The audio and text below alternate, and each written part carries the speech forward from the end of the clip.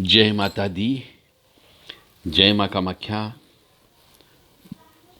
यदि मनुष्य को जस नहीं मिल रहा हो, यदि मनुष्य जो भी कार्य करता है उस कार्य करने में उसको नुकसान होता हो, पैसा लग जाता है परंतु पैसा मूलधन भी प्राप्त नहीं होता, नुकसान हो जाता है। किसी के साथ साझेदारी करते हैं तो साझेदारी में नुकसान हो जाता है।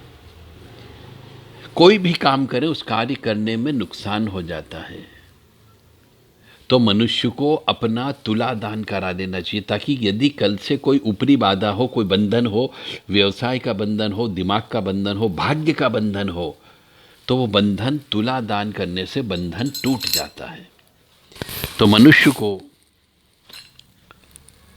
तुला दान यानी कि अपने वजन के बराबर पहले किसी तराजू में बैठ जाएं, अपना वजन तुलवा लें और जितना वजन आए उसमें 1.25 किलो ज़्यादा अनाज डाल करके उतना अनाज फिर तोलें और वह अनाज गरीबों में, कोढ़ी व्यक्तियों में, विकलांग व्यक्तियों में या फिर बहते नहर में, बहते पानी में, नदी में उस अनाज को उसी दिन तुरंत विसर्जन कर देना चाहिए। उसे तुलादान कहते हैं। इससे बीमारियां भी ठीक होती है, भाग्य भी खुल जाता है, कोई रोड़ा अटका हुआ है तो वो भी दूर हो जाता है, किसी प्रकार का बंधन है तो बंधन भी खुल जाता है।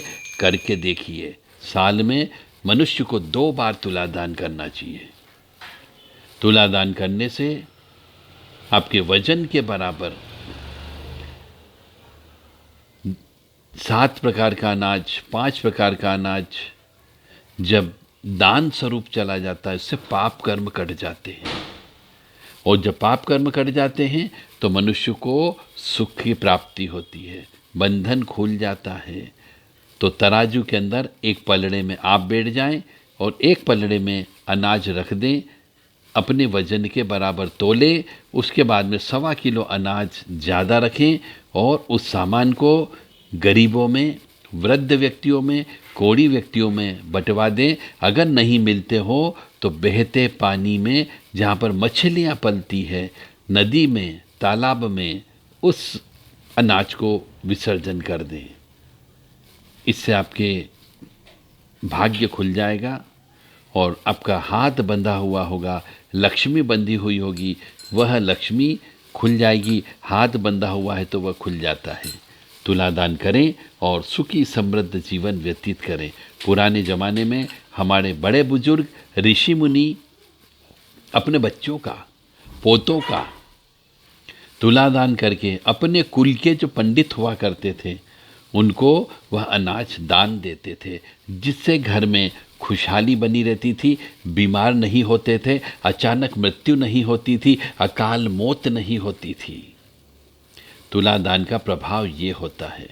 इसलिए तुलादान शब्द महान दान है, अन्न से किया जाता है। आप चाहें तो 7 प्रकार के अनाज का प्रयोग कर सकते हैं और आप चाहें तो एक ही अनाज का प्रयोग कर सकते हैं। तुलादान अवश्य करें, किसी तिथि पर करें, किसी मुहूर्त में करें। जैसे संक्रांति का समय आता है, शनिवारी अमावस्या आती है, सोमवती अमावस्या आती है, या जन्मदिन आता हो, तिथि के अनुसार जन्मदिन, उस दिन भी करने से बच्चे का भाग्य खुलता है। उसे तुलादान कहते हैं। जय माता दी, जय माँ कामाख्या।